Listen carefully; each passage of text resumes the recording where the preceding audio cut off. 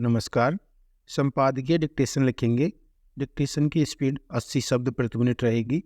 शुरू होगा 3 सेकंड बाद। शुरू।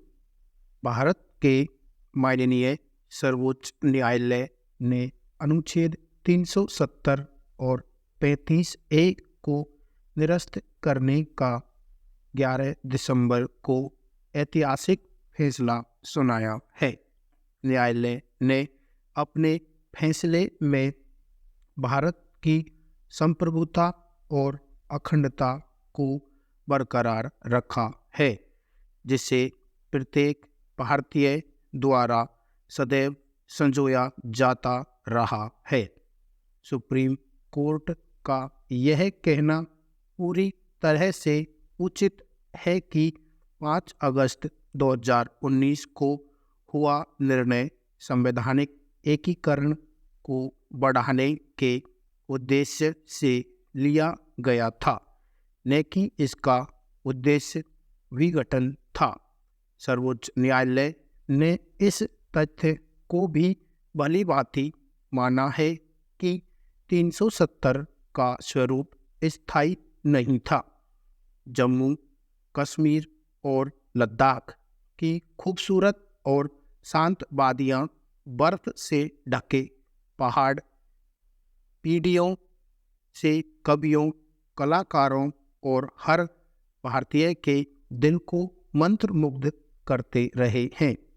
लेकिन पिछले कई दशकों से जम्मू कश्मीर के अनेक स्थानों पर ऐसी हिंसा और अस्थिरता देखी गई जिसकी कल्पना तक नहीं की जा सकती। वहाँ के हालात कुछ ऐसे थे जिससे जम्मू कश्मीर के परिश्रमी, प्रकृति प्रेमी और स्नेह से भरे लोगों को कभी रूबरू नहीं होना चाहिए था। लेकिन दुर्भाग्यवश सदियों तक उपनिवेश बने रहने, विशेषकर आर्थिक और मानसिक रूप से पराधीन रहने के कारण तब का समाज एक प्रकार से भ्रमित हो गया।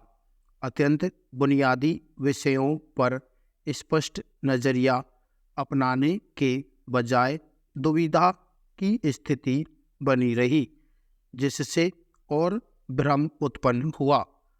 अफसोस की बात यह है कि जम्मू कश्मीर को इस तरह की मानसिकता से व्यापक नुकसान हुआ।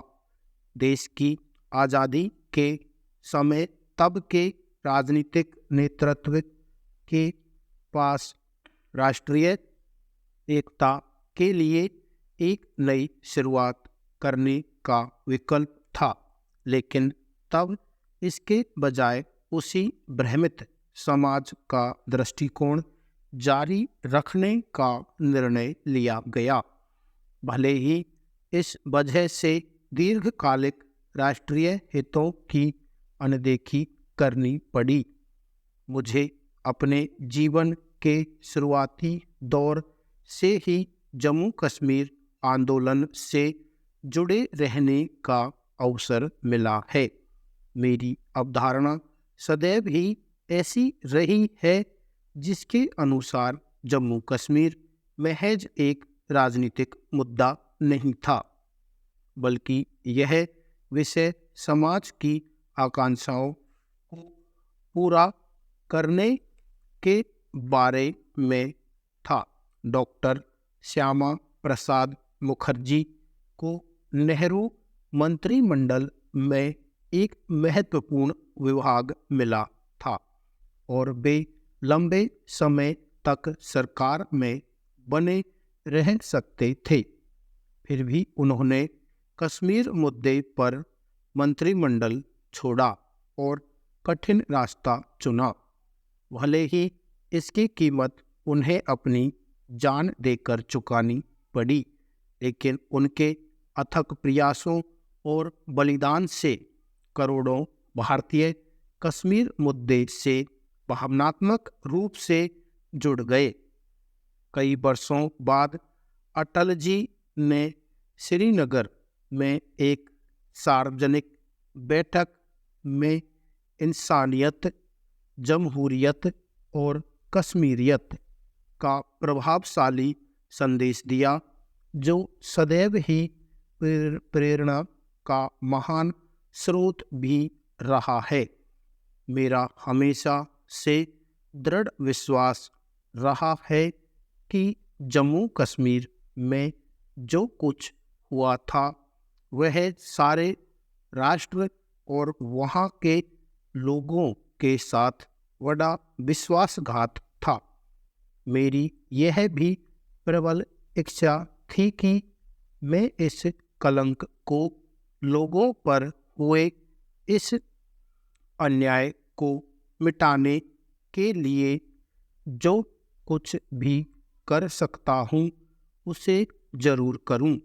मैं जम्मू कश्मीर के लोगों की पीड़ा को कम करने के लिए काम करना चाहता था। सरल शब्दों में कहें तो अनुच्छेद 370 और 35A जम्मू कश्मीर और लद्दाख के सामने बड़ी बाधाओं की तरह थे। ये अनुच्छेद एक अटूट दीवार की तरह थे तथा गरीब, वंचित, दलितों, पिछड़ों, महिलाओं के लिए पीड़ादायक थे। अनुच्छेद 370 और 35A के कारण जम्मू कश्मीर के लोगों को वह अधिकार और विकास कभी नहीं मिल पाया जो उनके साथी देशवासियों को मिला।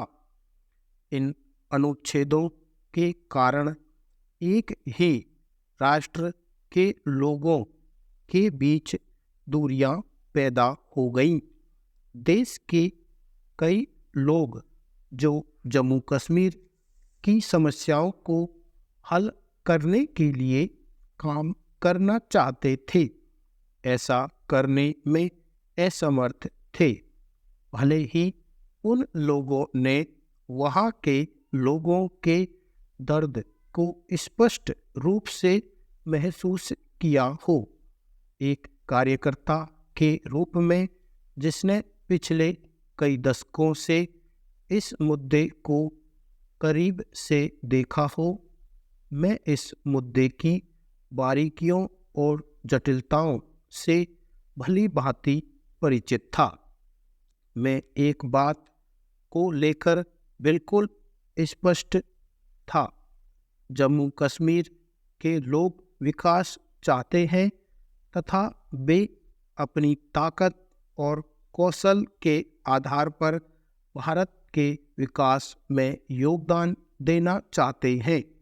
वे अपने बच्चों के लिए जीवन की बेहतर गुणवत्ता चाहते हैं, एक ऐसा जीवन जो हिंसा और अनिश्चितता से मुक्त हो।